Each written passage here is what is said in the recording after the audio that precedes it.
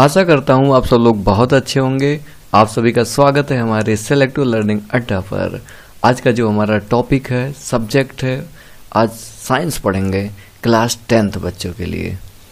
तो ये पूरा का पूरा सेशन हमारा हिंदी मीडियम में होने वाला है और ये खासकर यूपी बोर्ड वाले बच्चों के लिए है, जो पूरा का पूरा एनसीईआरटी पैटर्न पर है। इसमें हम क्वेश्चन, न्यूमेरिकल, थ्योरी सब चीज़ कवर करेंगे। बस आप हमारे साथ बने रहिए, बड़ा इंटरेस्टिंग है साइंस। चलिए, इसमें हम सबसे पहले बात करेंगे भौतिक विज्ञान पर। भौतिक विज्ञान फिजिक्स में सबसे पहला चैप्टर आपका है लाइट, प्रकाश। आइए समझते हैं प्रकाश क्या होता है। लाइट, जिसमें हमारा टॉपिक है परावर्तन और अपवर्तन। तो चलिए स्टार्ट करते हैं, प्रकाश क्या होती है। सबसे पहले बात करेंगे प्रकाश। ये आपका फर्स्ट चैप्टर है फिजिक्स में, फर्स्ट चैप्टर। चलिए देखते हैं प्रकाश क्या होती है, लाइट। आइए समझते हैं। चलिए जरा आप सोचिए लाइट के बारे में। लाइट से हम क्या क्या कर सकते हैं। लाइट से हम क्या कर सकते हैं? लाइट से हम कपड़े सुखा सकते हैं, लाइट से हम खाना बना सकते हैं, लाइट से हम बल्ब जला सकते हैं।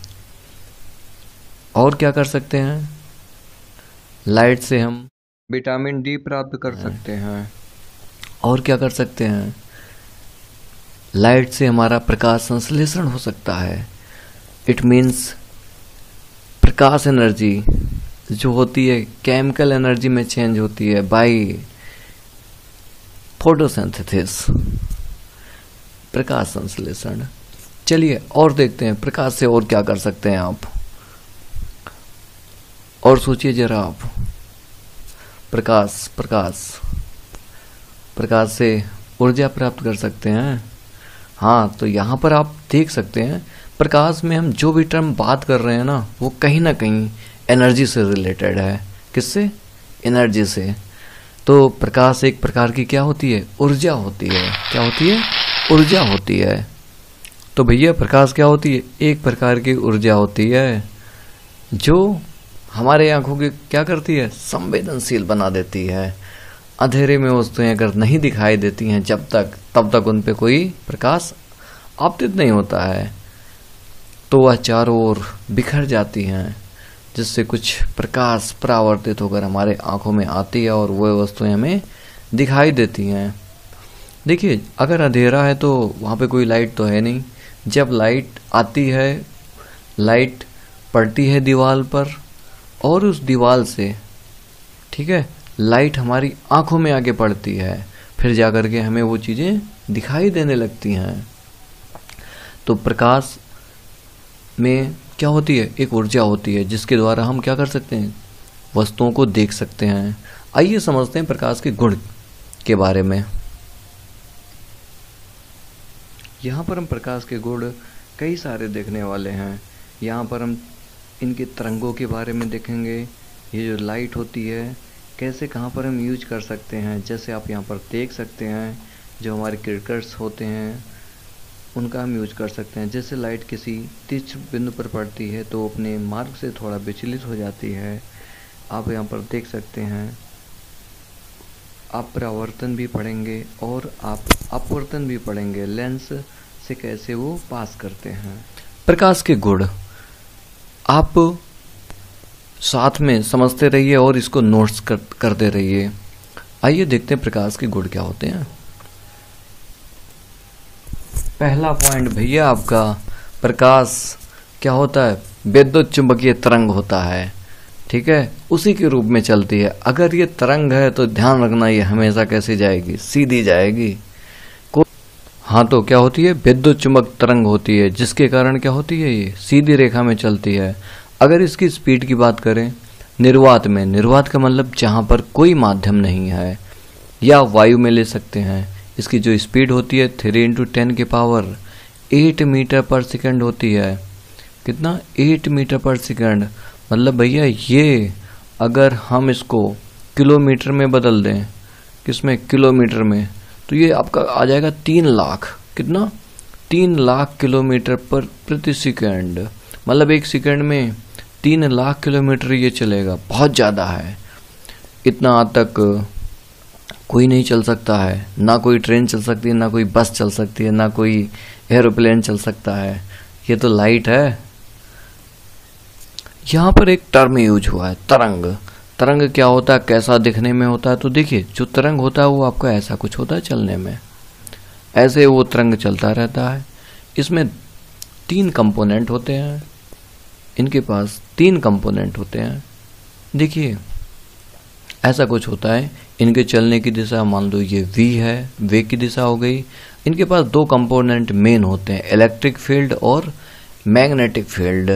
इन्हीं से ये बना है। ये देखिए, इलेक्ट्रिक फील्ड का मतलब विद्युत, क्या विद्युत, और मैग्नेटिक फील्ड का मतलब आपका चुंबक। ठीक है, तो विद्युत और मैग्नेटिक फील्ड की वजह से ये आगे प्रोपोगेट होती है, आगे बढ़ती है। ठीक है, तो इसीलिए ये एक सीधी रेखा में चलती है। इनका जो स्पीड होता है 3 × 10⁸ मीटर पर सेकंड होता है। इनको याद रखिए, 1 नंबर में आ सकते हैं आपके। देखिए, प्रकाश कभी स्वयं दिखाई नहीं देता है, इसकी वजह से हम किसी दूसरे वस्तु को हम देख सकते हैं। ये बात बड़ा इंपॉर्टेंट है, आप इसको ध्यान रखिए। अगर हम बात करें, जो प्रकाश होता है पारदर्शी माध्यम, जैसे कांच, वायु आदि में गुजर सकता है, बट जहाँ पे अपारदर्शी माध्यम होता है, पारदर्शी का मतलब हम इधर से उधर ना देख पाए, ठीक है, लाइट बिल्कुल पास ना कर पाए, ऐसे माध्यम क्या होते हैं, अपारदर्शी होते हैं। जैसे लोहा है, लकड़ी है, आदि में लाइट नहीं जा सकती है, ये आपके क्या हो गए, अपारदर्शी माध्यम हो गए, इसमें नहीं गुजर सकता है। चलिए और देखते हैं इनके और गुण। भैया इस चैप्टर में जो पढ़ने वाले हैं वही आ गया, परावर्तन। चमकदार तलों पर प्रकाश का क्या होता है, परावर्तन होता है। आपने देखा होगा कभी एक टॉर्च है ना, जलाया होगा, तो जब प्रकाश किसी चिकने पृष्ठ पर पड़ती है तो वो उसी माध्यम में वापस लौट आती है ना। इस घटना को क्या कहते हैं, परावर्तन कहते हैं। इसके बारे में हम बहुत कुछ पढ़ने वाले हैं, हम आगे और इसके बारे में डिटेल में कवर करेंगे। देखिए, जो किरण आती है उसको आपतित किरण बोलते हैं। क्या, आपतित किरण। और जो जाती है उसको क्या कहते हैं, परावर्तित। जो परावर्तित हो जाती है, परावर्तित किरण, परावर्तित। इंग्लिश में इसको बोलते हैं रिफ्लेक्टेड रेज, और इसको इंसिडेंट रेज। ठीक है, किरण, किरण। अच्छा, ये आपका अभिलंब होता है, अभिलंब। आप धीरे धीरे है ना समझने की कोशिश करें। अभिलंब, अभिलंब क्या होता है कि ये जो तल होता है ना, जहाँ पर ये प्रकाश की किरणें आके गिरती हैं, वो आपका परावर्तक तल होता है।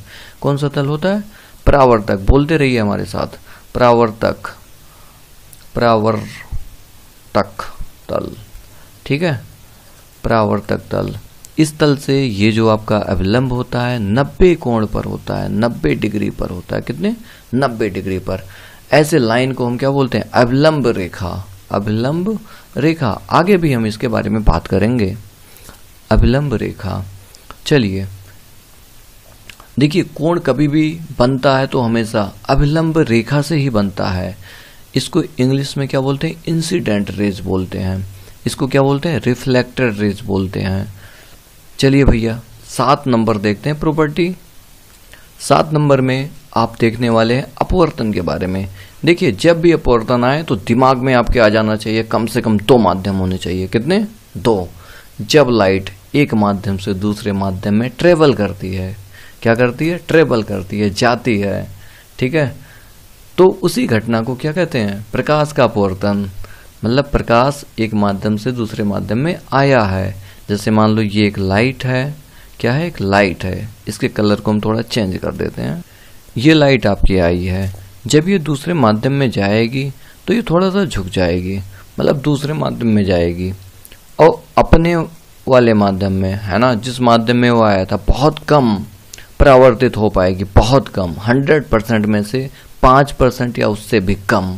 सबसे ज्यादा आपका दूसरे माध्यम में अपवर्तित होने वाली है। तो ये जो घटना है ना, एक माध्यम से दूसरे माध्यम में आने की, इसी को क्या कहते हैं, अपवर्तन कहते हैं। जब लाइट आपका आया, कितना कोण बनाया, आई, और जब वो दूसरे माध्यम में गया उसका कोण कितना बना, आर, रिफ्लेक्टेड एंगल। ये आपका इंसिडेंट एंगल होता है। चलिए इस घटना को हम क्या कहते हैं, अपवर्तन कहते हैं। आइए और आगे देखते हैं। 8 नंबर, जी दृश्य प्रकाश की जो तरंग दैर्घ्य होती है 3900 से 7800 के बीच होती है। जैसे आपका मान लो एक कोई वेव है, क्या है, वेव है, वो वेव चलती है ऐसे, तो ध्यान रखिए ये यहाँ से अगर चली है यहाँ तक की जो दूरी होती है वही आपका तरंग दैर्घ्य होता है। इस तरंग दैर्घ्य का जो मान होता है 3900 एंगस्ट्रॉम से 7800 एंगस्ट्रॉम के बीच में होती है। भैया इसको याद रखेंगे, मतलब जो कलर्स होते हैं, 7 रंग होते हैं, उनकी जो तरंग दैर्घ्य होती है वो 3900 के से लेकर के 7800 के बीच में होती है। चलिए भैया अब बात करते हैं विवर्तन क्या होता है। क्या विवर्तन, आपको यहाँ पर एक फोटो दिख रहा होगा।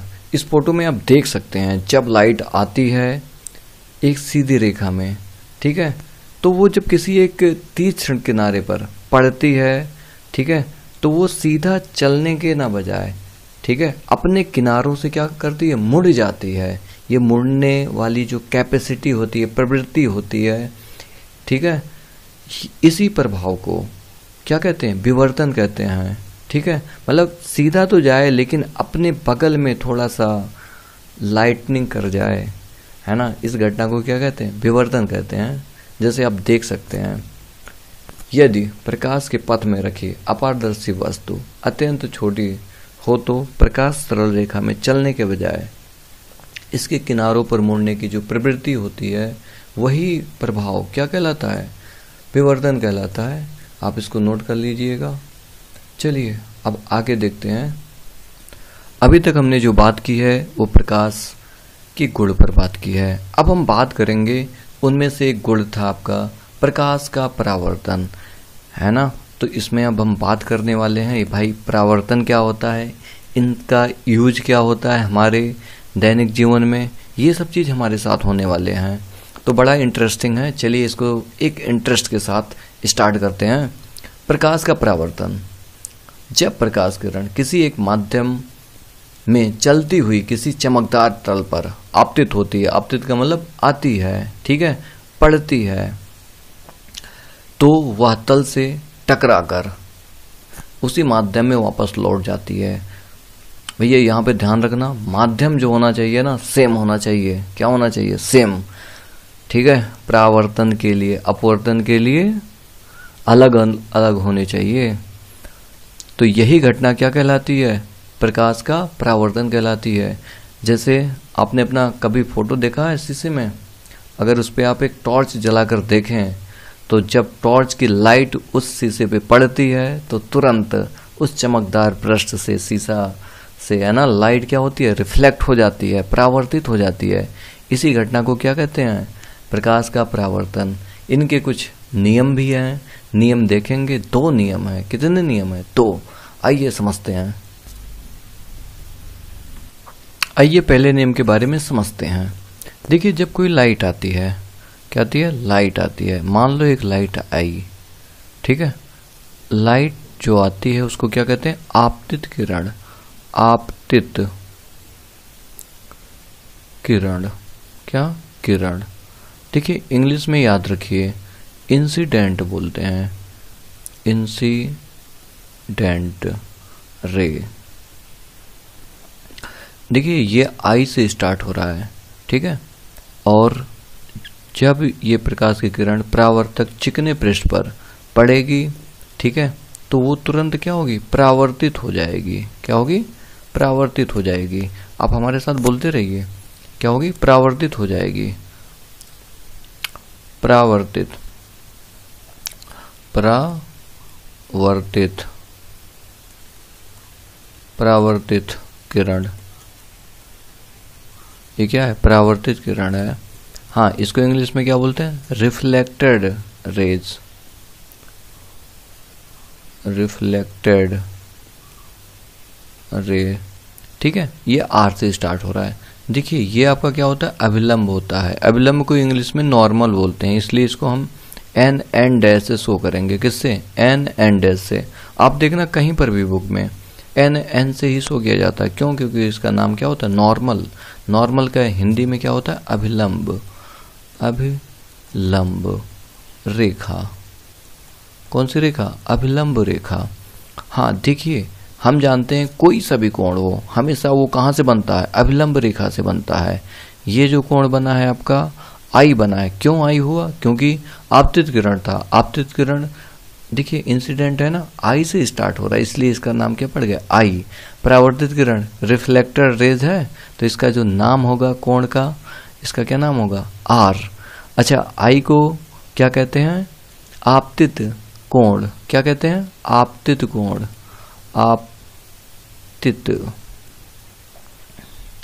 आपतित कोण। और ये जो आपका होता है परावर्तित कोण होता है। क्या होता है?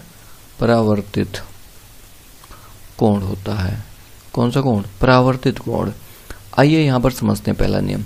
देखिए आपके पास यहां पर आपतित किरण, अविलंब रेखा, परावर्तित किरण, तीनों में एक खास गुण है।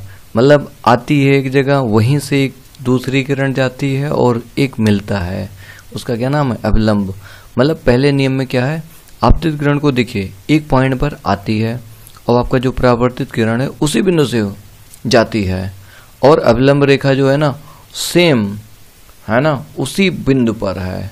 ठीक है, तो पहला नियम यही है कि भाई आपतित किरण, अविलंब रेखा और परावर्तित किरण, ठीक है ना, ये जो परावर्तक जो तल है ना, परावर्तक तल में किसी एक ही बिंदु पर है।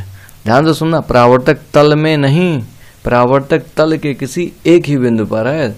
में और किसी एक बिंदु में बहुत अंतर है, तो आप हमेशा किसी एक बिंदु पर ही तीनों मिलेंगे। ऐसा नहीं हो सकता है कि ये यहाँ पे आए, परावर्तित यहाँ से निकले, अभिलंब यहाँ पर हो। देखिए अलग अलग हो गया, तल में तो हैं लेकिन अलग अलग हो गया कि नहीं, तो ये गलत है, रॉन्ग। आइए इनके डिफिनेशन को देख लेते हैं, आप इनको नोट कर लीजिएगा। देखिए प्रथम नियम, तल के अभिलंब, ठीक है, तल का अभिलंब ये रेखा तथा आपतित किरण के बीच का कोण। एक मिनट, ये तो सेकंड। अब देखिए आपतित किरण, अभिलंब तथा परावर्तित किरण सभी एक ही तल में होते हैं। इस तल को क्या कहते हैं? आपतन तल कहते हैं। क्या कहते हैं? आपतन तल कहते हैं। ठीक है, अच्छा देखिए जो आपका द्वितीय नियम है उसमें क्या बोला गया है कि ये अभिलंब और आपतित किरण के बीच में कोण कितना बना? आई। अभिलंब तथा परावर्तित किरण के बीच में कितना बना? आर। ये दोनों कोण बराबर होते हैं। क्या होते हैं? बराबर होते हैं। ये आपका द्वितीय नियम है, कोण आई बराबर होगा कोण आर के। आप इसको भी लिख सकते हैं। ये रहा आपका, मतलब जो आपका कोण होता है यहाँ पर पूरा सब चीज लिखा है। कोण जो है वो आपका है ना बराबर होता है, इंसिडेंट एंगल और परावर्तन एंगल, ठीक है, क्या होते हैं? बराबर होते हैं। आई इक्वल टू आर के। आइए इस पे एक न्यूमेरिकल करते हैं। देखिए एग्जाम में आपके 1 नंबर में न्यूमेरिकल पूछे जाते हैं, 5 क्वेश्चन आते हैं जिसमें से एक क्वेश्चन आपका प्रकाश का होता है। तो जरा ध्यान से टॉपिक को समझेंगे। चलिए आइए देखते हैं अपना एक न्यूमेरिकल। प्रकाश की एक किरण किसी एक समतल दर्पण पर, ठीक है, एक दर्पण है समतल, है ना। जब लाइट आती है क्या होती है भाई? लाइट आती है, कितने का कोण बनाती है? 60 का बनाती है। कितने का बनाती है? 60 का बनाती है। ये कितना डिग्री बना? 60। तो उसका परावर्तन कोण कितना होगा? आपको आंसर पता चल गया होगा। ये भी कितना रहने वाला? 60। तो सी ऑप्शन आपका जो है राइट आंसर है। आइए समझते हैं थोड़ा सा और प्रकाश के बारे में। विसरित परावर्तन, आपने बहुत नाम सुना होगा कि भाई वस्तुएं हम देखते हैं, कैसे देखते हैं? परावर्तन के कारण। लेकिन उसमें एक नाम और आता है, विसरित परावर्तन। अगर विसरित परावर्तन ना हो तो आपको कोई चीज़ें सही से दिखने वाली नहीं है, ठीक है। तो आप कोई भी चीज़ है ना, अगर आप इस वीडियो को देख रहे हैं, किसके कारण देख रहे हैं? विसरित परावर्तन के कारण देख रहे हैं। अगर आप खाना जब खाते हैं ना, खाने को देखते हैं या किसी दूसरे चीज़ को देखते हैं, किसी दूसरी वस्तु को देखते हैं, तो वो किसके कारण दिखती है तुम्हें? परावर्तन के कारण नहीं। आगे एक नाम और ऐड करना है, विसरित परावर्तन। ये हमारे दैनिक लाइफ में है ना, ये इनका यूज है।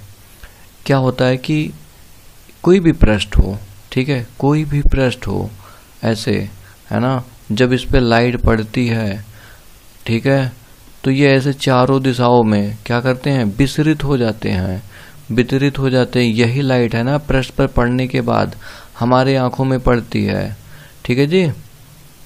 आई ये ऐसे परावर्तित हो गई, जब ये हमारे आंखों पे पड़ेगी तभी हमें क्या होने वाली है, तभी हमें वस्तुएं दिखने वाली हैं। ध्यान रखना, परावर्तन के कारण तुम्हें नहीं दिखेगी। किसके कारण?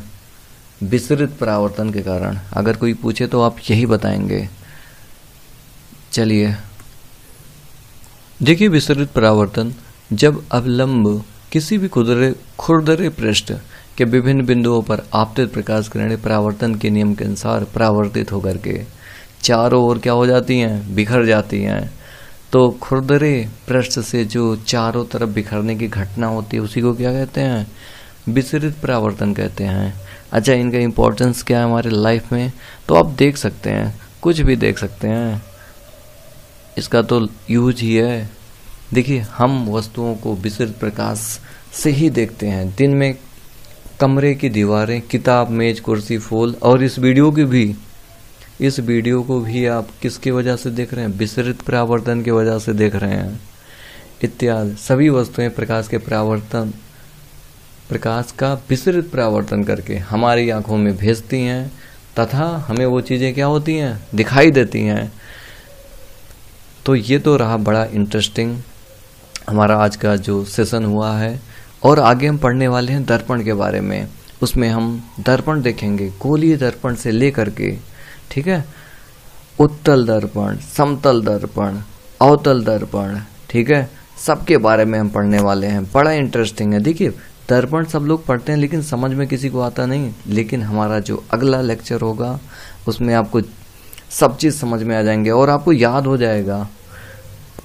चलिए, आपको अगर समझ में आया हो तो आप इस वीडियो को हमारे लाइक करिए, दोस्तों में अपने शेयर करिए और ज़्यादा से ज़्यादा इसको आप शेयर करने की कोशिश करिए, जिससे सबको एक अच्छी जानकारी मिल सके।